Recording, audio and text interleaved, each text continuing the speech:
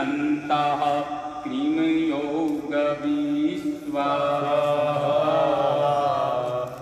ॐ विश्वारूपं चतुरक्षं क्रीमिं तारङ्गमर्जुनं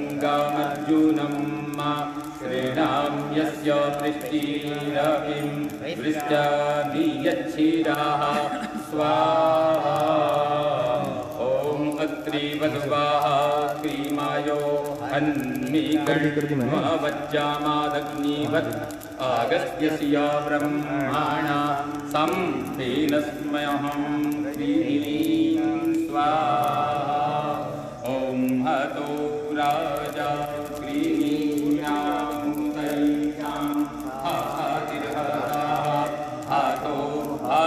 माता कृमिर्हतभ्राता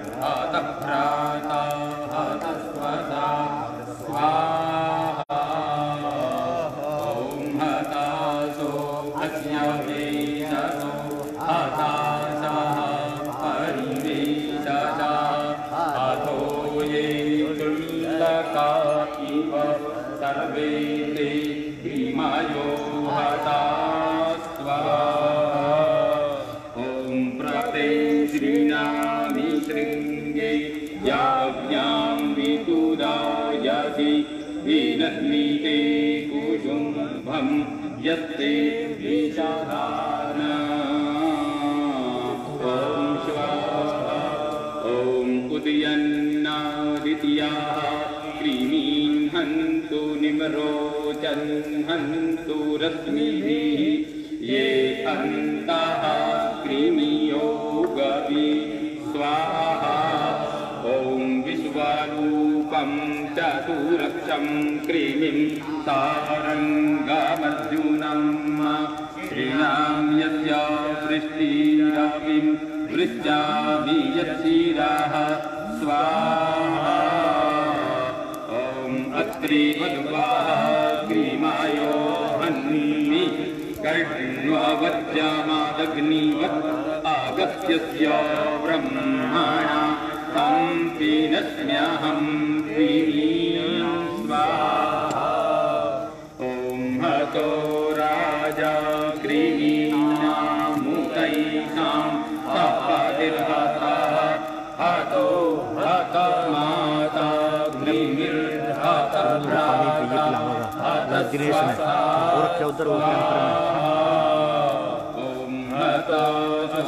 अस्यावेशसो हतासः परिवेशतः हतो ये क्षुल्लका इव सर्वे ते क्रीमयो हताः स्वाहा ॐ प्रते श्रीणामि शृङ्गे याभ्यां विदुदायसि विनह्मीते कुसुम्भं यस्ते विषधानः स्वाहा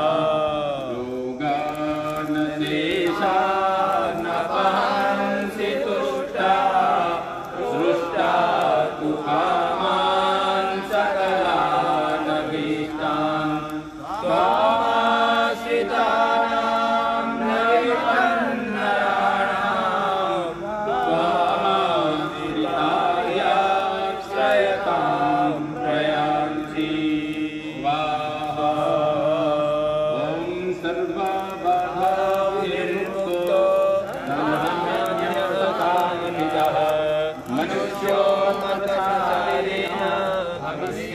न संशयः ॐ स्वाहा ॐ रोगानशेषान्नपहंसि सृष्टा तु कामान् सकलानभीष्टान् त्वामाश्रितानां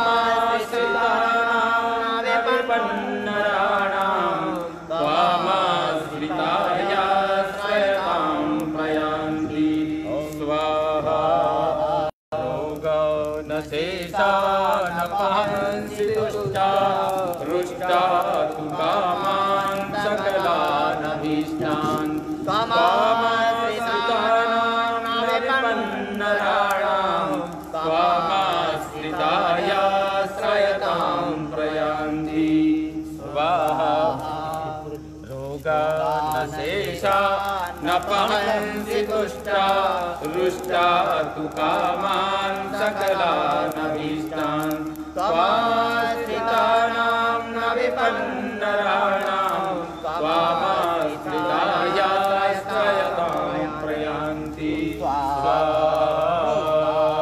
शेषा न पहंसि तुष्टा रुष्टा तु कामान् सकलानभीष्टान् त्वामाश्रितानां न विपन्नराणां त्वामाश्रितायाश्रयतां प्रयान्ति स्वाहा। ॐ त्र्यम्बकं यजामहे सुगन्धिं पुष्टिवर्धनम् उर्वारुकमिव बन्धनान् स्योर्जीयमामृतात् स्वाहा। ॐ त्र्यम्बकं यजामहे सुगन्धिं पुष्टिवर्धनम् उर्वारुकमिव बन्धनान् स्योर्जीयमामृतात् स्वाहा। ॐ त्र्यम्बकं यजामहे सुगन्धिं पुष्टिवर्धनम् उर्वारुकमिव बन्धनान् स्योर्जीयमामृतात् स्वाहा। ॐ त्र्यम्बकं यजामहे सुगन्धिं पुष्टिवर्धनम् उर्वारुकमिव बन्धनान् स्योर्जीयमामृतात् स्वाहा। ॐ त्र्यम्बकं यजामहे सुगन्धिं पुष्टिवर्धनम् उर्वारुकमिव बन्धनान् स्योर्जीयमामृतात् स्वाहा। भूर्भुवः स्वः तत्सवितुर्वरेण्यं भर्गो देवस्य धीमहि धियो यो नः प्रचोदयात् स्वाहा। मंत्र से राम रामेति रामेति रमे रामे मनोरमे सहस्रनाम तत्तुल्यं राम नाम वदामि स्वाहा। ॐ राम रामेति रामेति रमे रामे मनोरमे सहस्रनाम तत्तुल्यं राम नाम वदामि स्वाहा।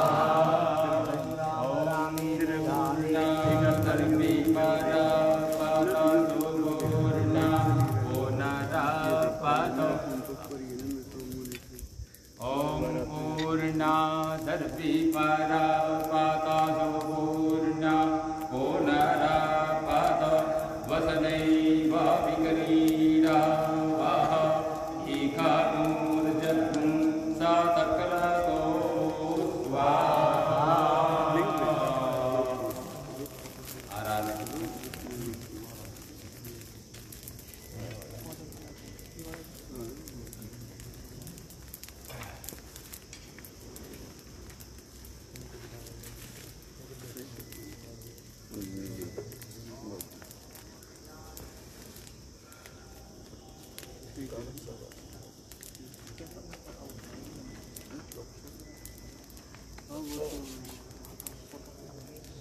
हरि ओम ईदग्ं हविः प्राजानानां मे अस्तु स्वस्ति आत्मसानि प्राजासानि वासुसानि लोकासन्न्याभायासानि अग्निः प्राजां बहुलां मे करोत्वन्नं पायो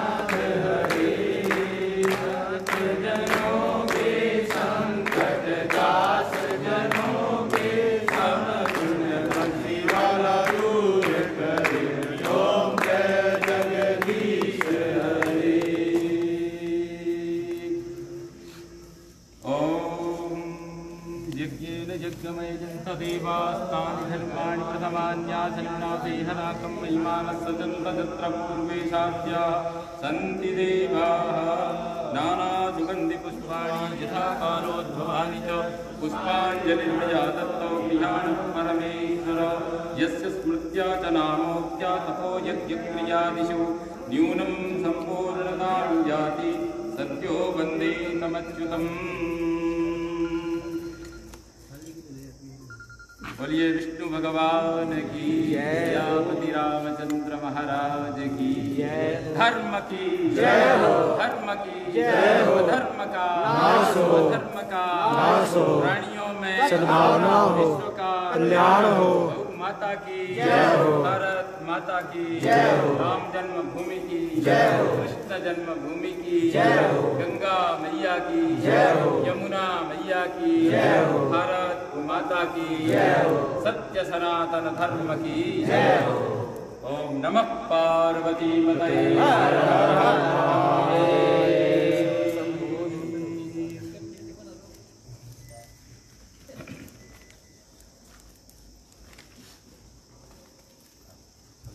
प्रसाद। ओम नाभ्य औशीरन्तरिक्षतुं चेत्नोद्यौः सामावर्ततो भूमिशेषः अकल्पयन्। ओम मंत्रार्था सफला सन्तु पूर्णाः सन्तु मनोरथाः शत्रूणां विनाशोऽस्तु मित्राणां जयस्तव। ओम कस्य पश्यत्यायुः यत्ते वेगेत्यायुः रामासिंहस्तु मामाहि गुंजीः निवर्तयाम्यायुगेनात्यायप्रजननाय रायस्थोभाय सुप्रजास्त्वाय सुवीर्याय। ओम विश्वान्देवि सवितर्दुरितानि पराशुवो यदभद्रं तन्न आशुवो आपोहिष्ठामयो भुवः तान ऊर्जे दधातनो। ओम महेरणाय चक्षसे ओम यो वशिवतमोरसः तस्य भाजयते हनः वसतीर्व मातरः तस्मा अरङ्गमामवः यस्य क्षयाय जिन्वथ आपो जनयथा च नः।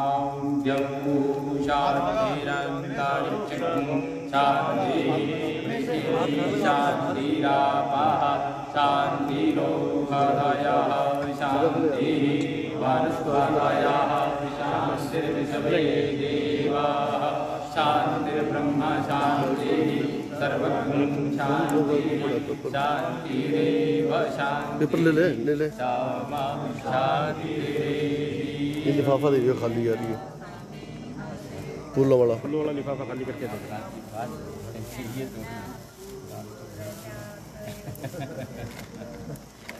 ये दे दे, ये दे दे। ये दे दे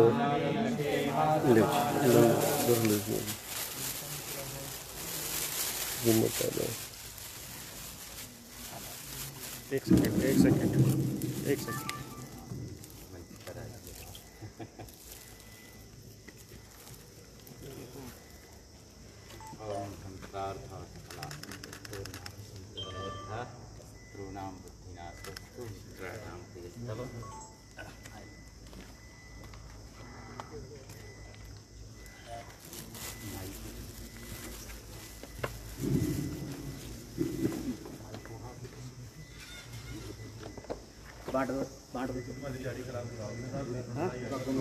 प्लेट में रख रही है।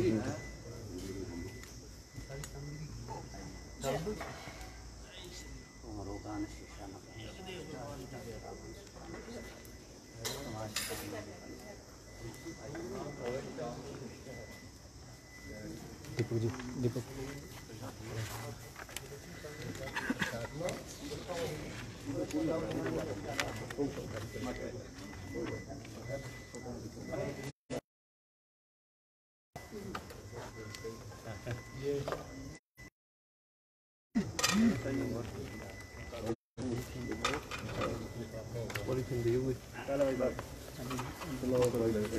इधर मुख करके वैसे ही हो जाएगी साइड में।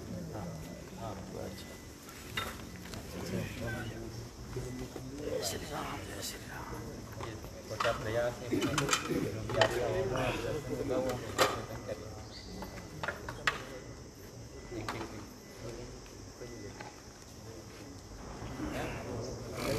अच्छा अच्छा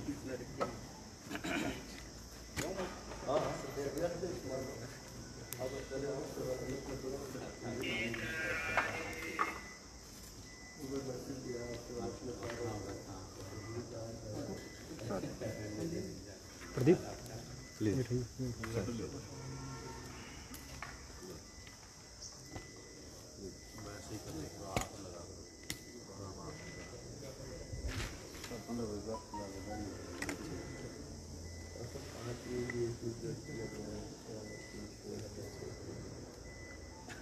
यह जो यज्ञ का आयोजन, अनुष्ठान का आयोजन है, ये अंतर्राष्ट्रीय योग दिवस के उपलक्ष्य में महामारी निवारणार्थ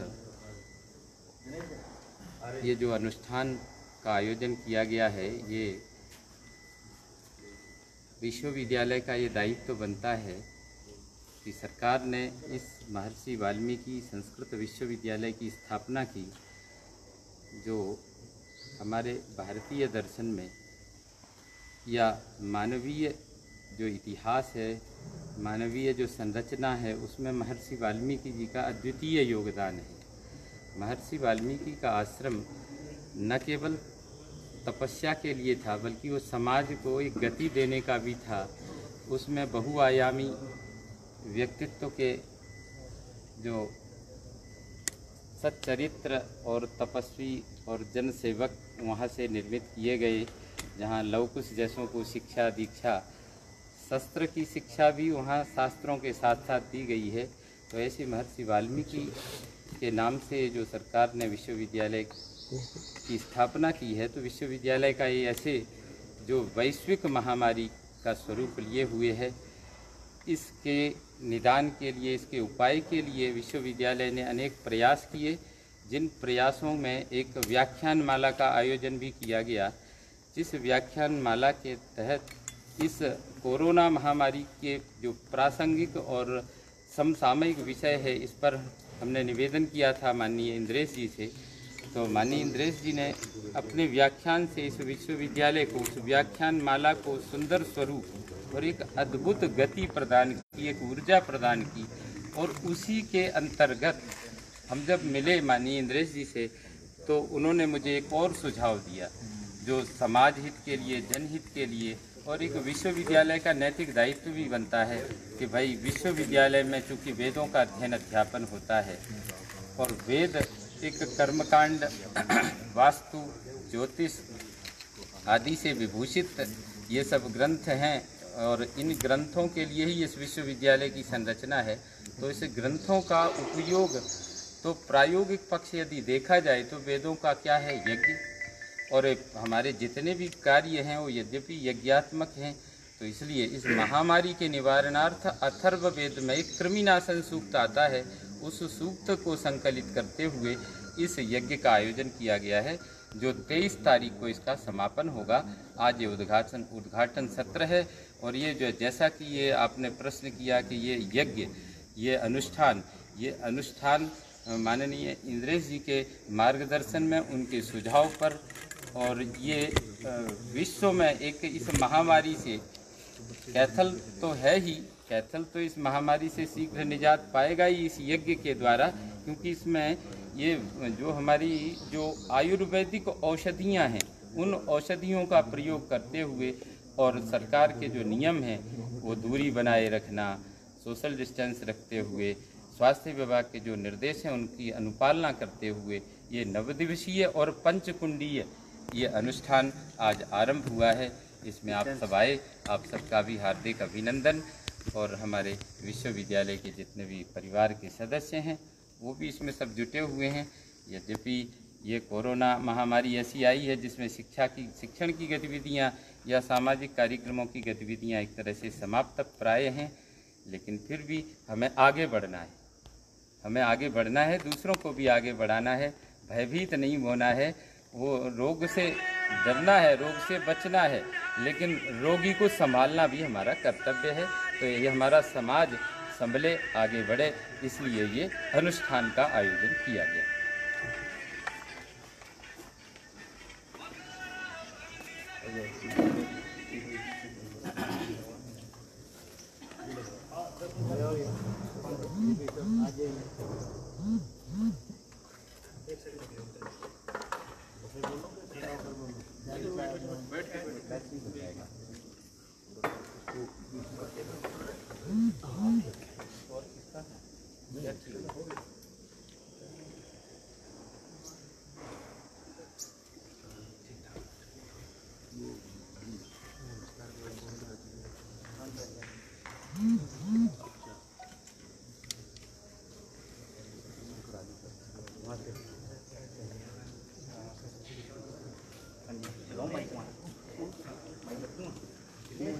ठीक है, सेटिंग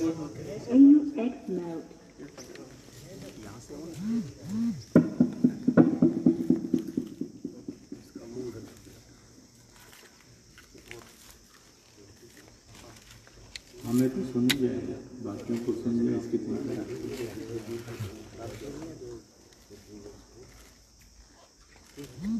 आज हम सभी महर्षि वाल्मीकि संस्कृत विश्वविद्यालय मुंदड़ी कैथल के अंदर एक विशेष अनुष्ठान के लिए उपस्थित हुए। इस यज्ञ अनुष्ठान में उपस्थित विश्वविद्यालय के कुलपति श्री श्रेयांश द्विवेदी जी, अन्य प्राध्यापकगण, कर्मचारीगण, छात्रगण, भाइयों और बहनों, बड़ी संख्या में कैथल के पत्रकार बंधु भी आए हुए हैं, उनका भी स्वागत, अभिनंदन। प्रारंभ में ज्ञान श्रुतम के रूप में था। ज्ञान को सुनते थे, श्रवण करते थे और उसको अपने मन बुद्धि के अंदर बिठाते थे, और ऐसे ज्ञान अलिखित रूप में पूरे विश्व के अंदर विस्तार किया हुआ था। धीरे धीरे जब मानवीय जनसंख्या बढ़ने लगी तो ईश्वर ने अपनी संरचना में विचार किया, इस ज्ञान को लिपिबद्ध और लिखित भी होना चाहिए। जो इसकी प्रथम लिपिबद्धता की गई, इसको लिखित किया गया अर्थ सहित, उसको सृष्टि के अंदर 4 वेद कहते हैं। इस समय और उस समय का सृष्टि का सर्वप्रथम लिखित ज्ञान वेदों के रूप में प्रकट हुआ। सतयुग के बाद जब त्रेता आया, उस समय पर प्रभु ने एक मानवीय रूप का अवतार लेना था, श्री राम के रूप में। धरती पर जो भी ऋषिगण, विद्वान, वैज्ञानिक उपस्थित थे और ज्ञान और विज्ञान के श्रेष्ठतम प्रतीक थे, जिन्होंने अपने अनुभव से ज्ञान और विज्ञान को साधा था,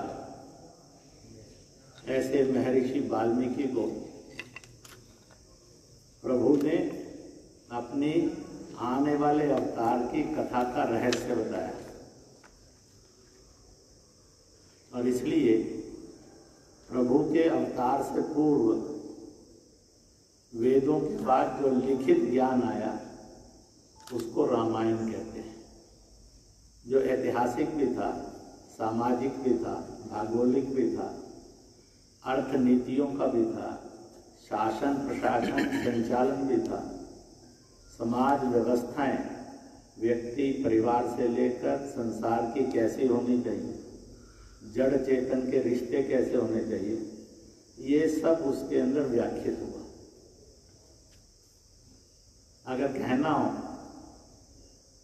धरती पर अगर महर्षि वाल्मीकि नहीं होते तो संसार को, मानव समूह को, विश्व को रामायण, राम और राम नाम उपलब्ध नहीं होते।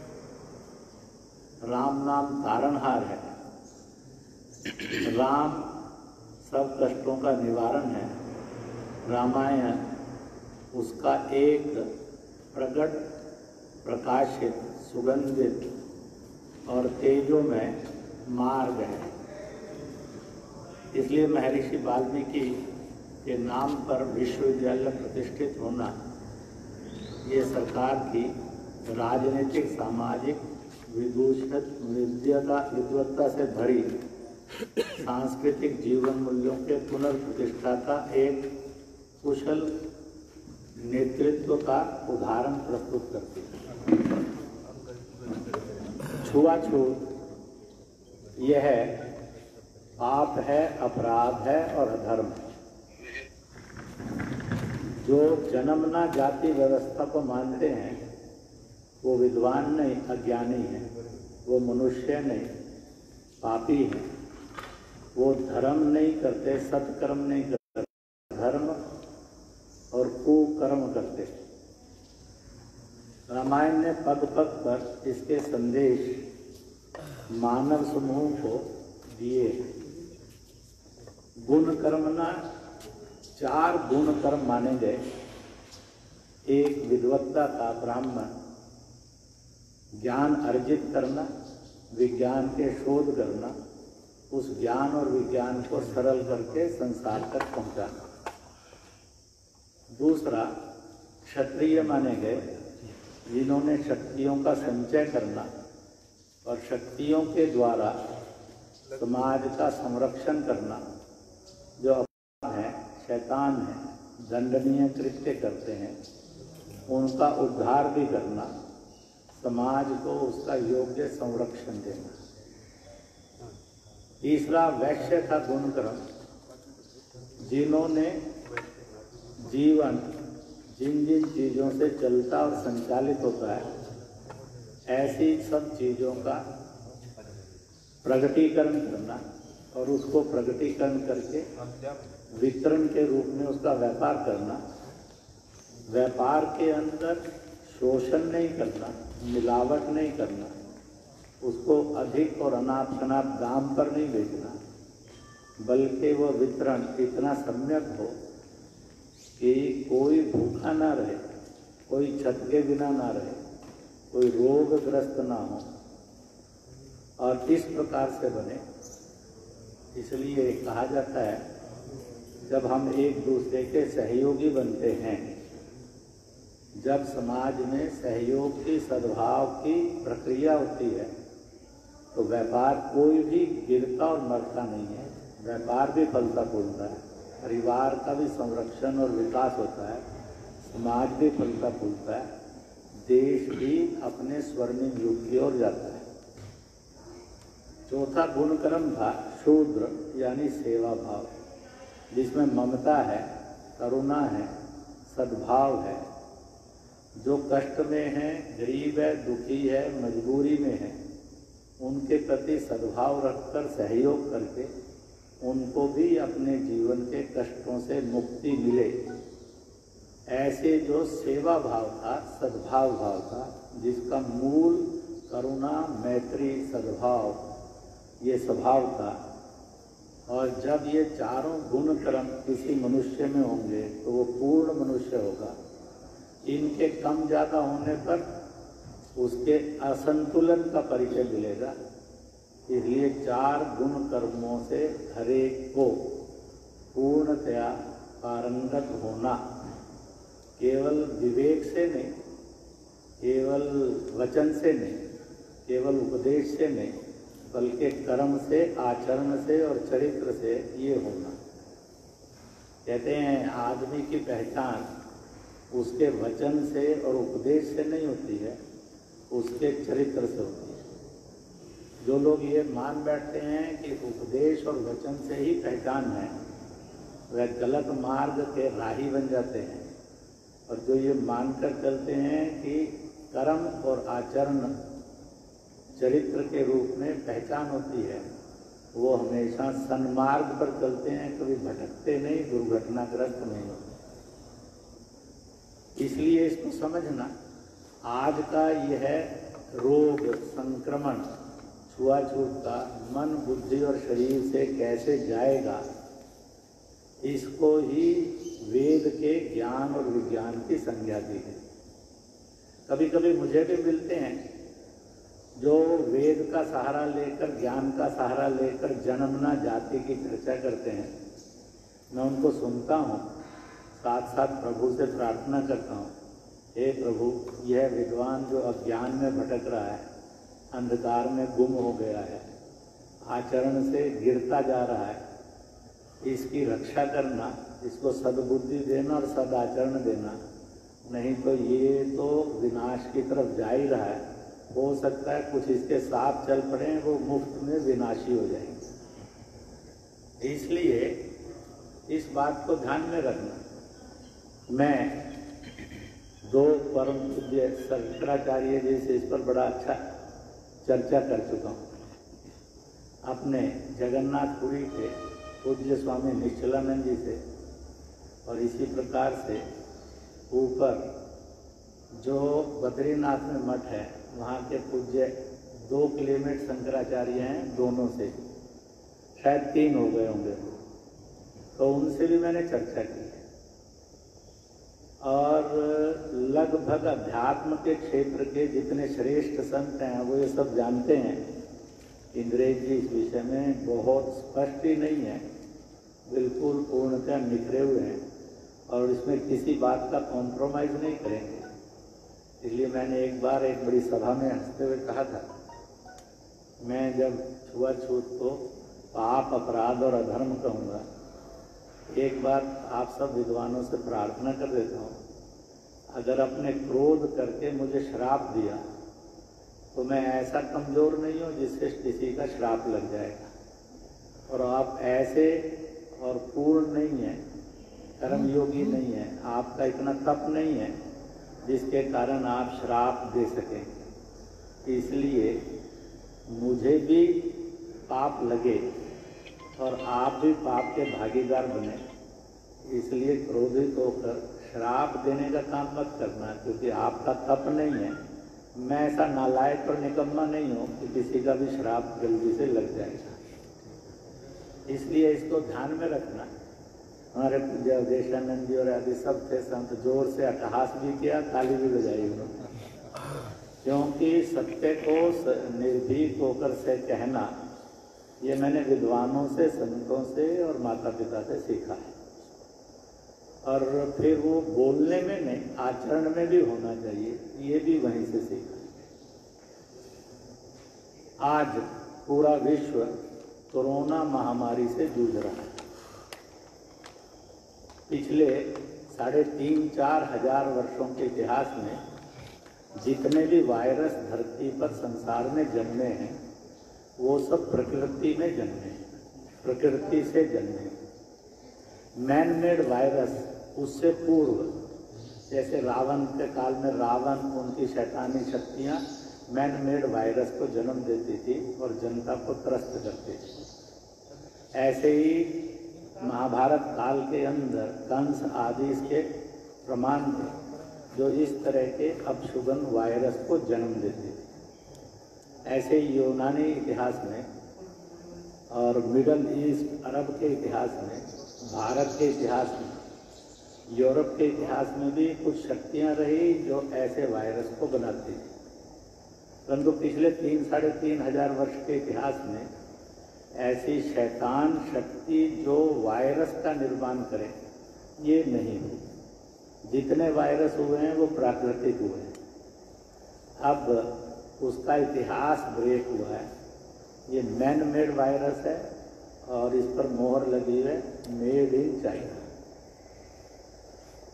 चाइना के हाथ से ये फिसल गया, इसलिए अधमरा वायरस है। हाहाकार है, इसलिए तकलीफ बहुत देता है, परंतु डेथ रेट इसका बड़ा कम है। भारत ने PPE किट बना ली है, शैड जिसमें टेस्टिंग होकर इस वायरस का इलाज होता है वो भी बना ली है। मास्क जो एक प्रतिरोधक आवश्यकता है ये भी निर्माण कर लिया है। यूज़ एंड थ्रो, बहुत महंगा मास्क पड़ता है, दिन भर में कितने यूज़ और थ्रो करेंगे, तो दिन में ही 20-50-100 का खर्चा हो जाएगा। महीना निकलते चाय पानी रोटी तो यूज़ एंड थ्रो भी चली जाएगी। तो इसलिए कपड़े का प्रधानमंत्री ने दिया, अंगोछा लपेट कर आ गए। उन्होंने ये नहीं सोचा दुनिया क्या कहे। कहते हैं जिसने की शर्म उसके फूटे, बेशर्म भी नहीं होना चाहिए। इसलिए तथ्य सत्य के साथ प्रस्तुत हुआ, और सत्य तथ्य के साथ प्रस्तुत हुआ। पूरी दुनिया के अंदर एक नया फैशन चल गया, कपड़े का मास्क, जो आज तक नहीं था। करोड़ों में बना, वो भी वितरित हुआ। होम्योपैथी ने भी बड़ी सुंदर व्यवस्था दवाई की निकाली है। आयुर्वेद ने जितने भी, और वेद आधारित जितने भी प्रतिरोधक क्षमता बढ़ाने वाले पेय हैं और जड़ी बूटियाँ हैं, उनको समाज में स्थापित किया है, ताकि अपनी ह्यूमनिटी स्ट्रेंथ बड़ी ताकतवर रहे। और दुनिया की जितनी विकसित सभ्यताएं थी, सब कोरोना के सामने चित हो गई है। भारतीय जो कोरोना से दुनिया को हौसला दे रहा है और भारत को संभाल रहा है। चाहे तबलीग ने झंझट खड़ा किया है, चाहे पॉलिटिकल पार्टियों ने झंझट खड़ा किया, उन सब के बीच में से भारत निकलता जा रहा है। इसलिए भारत में रिकवरी रेट भी दुनिया का श्रेष्ठतम और बड़ा है, और भारत में डेथ रेट भी 2-3 देशों को छोड़कर सबसे न्यून है। ये एक विशेषता है। मैंने अपोलो के द्वारा आयोजित एक एलोपैथी चिकित्सकों की अंतर्राष्ट्रीय सेमिनार में भी बोला। मैंने 20 अप्रैल से लेकर 10 जून तक 50 से अधिक, जिसको वेबिनार कहते हैं, जिसका संस्कृत हिंदी रूपांतरण है तरंग सम्मेलन। वेद यानी तरंग है, नार यानी प्रोग्राम कार्यक्रम है, तो इसलिए तरंग सम्मेलन इस रूप में है। तो लगभग 12-15 लाख लोगों से मेरी वार्ता हुई। उस समय प्रत्यक्ष चिकित्सक 20 देशों के, जिसमें अमेरिका था, ब्रिटेन था, फ्रांस था, पाकिस्तान, बांग्लादेश भी था, और स्विट्जरलैंड था, नाइजीरिया था, ऐसे कई तरह के देश थे। तो 4 एक्सपर्ट थे जो औषधि केंद्रित बोलेंगे। मुझे अध्यात्म, विज्ञान और समाज केंद्रित कुछ बातें कहने की। उन सब के पास 25-30 मिनट थे, मुझे भी उन्होंने 15-20 मिनट दिए। तब मैंने एक बात रखी थी, यानी अनेक बातों में उस एक बात का उल्लेखन करूँगा। मैंने कहा, कमरे में मरीज पड़ा है, आप चिकित्सक के रूप में जाते हैं, हॉस्पिटल में मरीज पड़ा, आप चिकित्सक के रूप में जाते हैं, उसकी सारी परीक्षाएं करके आप उसके अंदर के वायरस को किल करने के लिए, रोग को किल करने के लिए, और आप स्वास्थ्य प्रदान करने के लिए मेडिसिन देते हैं और एक ट्रीटमेंट की विधि शुरू करते हैं, उपचार विधि शुरू करते हैं। परंतु उस हॉस्पिटल के अंदर, घर के अंदर, मकान में, गली मोहल्ले में, गांव में, कस्बे में, अपार्टमेंट में, संस्थान में जो वायरस सारे घूम रहे हैं, आप इसकी ट्रीटमेंट कैसे करते हैं? इसलिए एक वायरस की ट्रीटमेंट करते हैं, दूसरा वायरस पकड़ लेता है। एक बार आदमी रोगग्रस्त हुआ तो उसकी अंतिम यात्रा रोगी के रूप में ही संपन्न होती है, स्वस्थ के रूप में संपन्न नहीं हुई। ऐसा एक्सेप्शनली भी केस नहीं।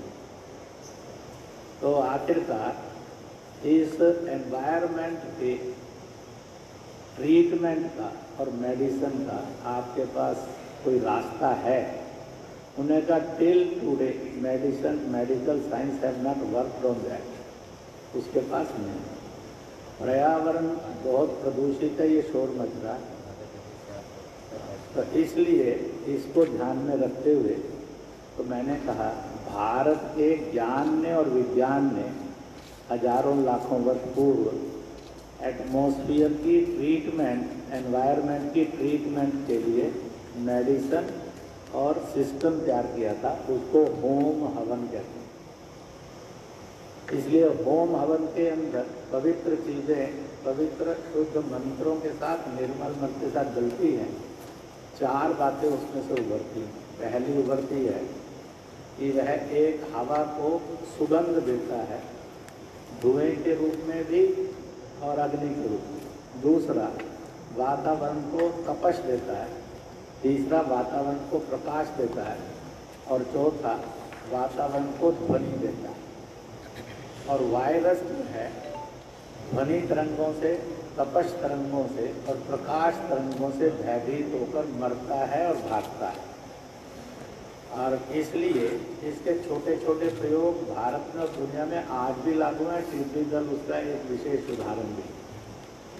आज तक पूरी दुनिया के विज्ञान के पास टिड्डी दल से बचने के लिए कोई मेडिसिन नहीं है और कोई ट्रीटमेंट सिस्टम नहीं है। एक बचपन में हमने सुना था, आ गया छत पर चढ़ो, शोर मचाओ और पीपे को पीटो तो वो भाग जाएगा और मर जाएगा। क्यों भाग जाएगा और मर जाएगा? बुजुर्ग उसका कारण भी बताते। वह ज्ञान और विज्ञान की कसौटी पर सिद्ध चिंतन था। और इस प्रकार से और फिजिकल डिस्टेंस इसलिए मेंटेन करना क्योंकि वायरस मैन मेड है, मैन से मैन में जाएगा। 1.5 से 2 फुट अधिक वो छलांग लगाकर वायरस आक्रमता नहीं है। अगर इतना मिनिमम डिस्टेंस रहा तो इसलिए एक मैक्सिमम दे दिया, 1 गज से 2 गज रखो। कहीं आदमी गड़बड़ भी करेगा तो इतना पक्का हो जाएगा, वायरस एक से दूसरे में छलांग मार कर जाएगा नहीं, बीच में ही बेचारे का राम नाम सत्य है हो जाएगा। इसलिए फिजिकल डिस्टेंसिंग, ध्वनि तरंगे, प्रकाश तरंगे और तपश तरंगे यह वायरस को समाप्त करती है। इसलिए यह सिद्ध ज्ञान विज्ञान की कसौटी पर होम हवन एक प्रक्रिया है जो मानव जाति के लिए और पर्यावरण के प्रदूषण के विरुद्ध एनवायरनमेंट के लिए यह उसकी मेडिसिन भी है, यह उसकी उपचार व्यवस्था भी है। और आज उसी उपचार व्यवस्था के अंतर्गत आपने एक उपक्रम 23 जून तक के लिए प्रारंभ किया है। मैं तो ये कहूँगा इस उपक्रम से ये आवाज़ गूंजे, हर घर में 2-4-5 मिनट का होम हवन हो तो शायद सैकड़ों वर्षों के लिए धरती को जो भी आज उसमें वायरस हैं और कल होने वाले हैं उन सबसे सुरक्षित किया जा सकेगा। एक आखिरी बात कहकर समाप्त करूँगा। आज का राक्षस शैतान, इसका चेहरा और नामकरण सामने आ गया। नाम चीन है और चेहरा चीनी है।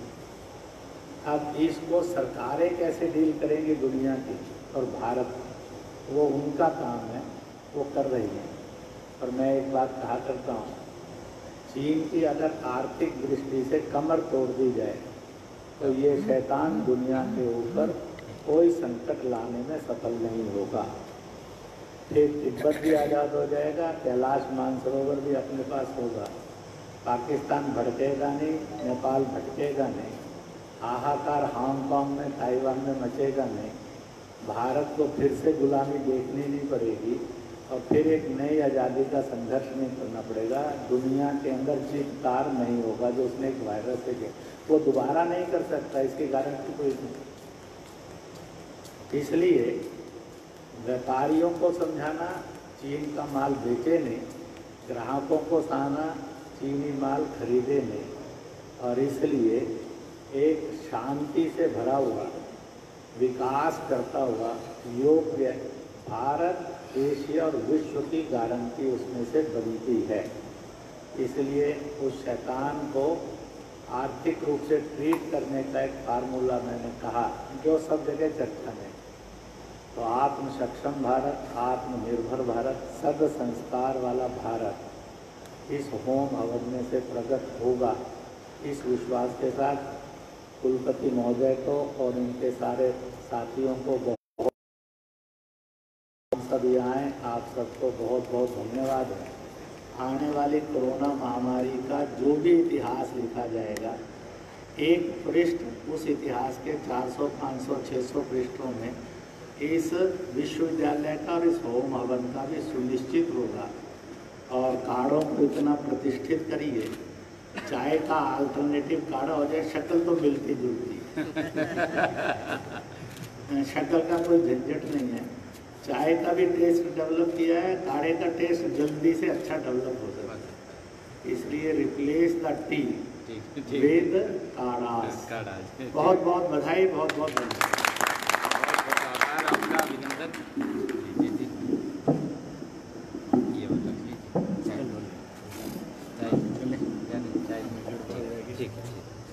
बहुत अच्छा किया आपने। हमारी ये प्रसाद महोदय की गाड़ी में सुभाष प्रसाद रखवा लो घर के लिए, वहाँ आएंगे। ये प्रसाद ज़्यादातर लोगों तक पहुँचेगा वहाँ, इसके माध्यम से।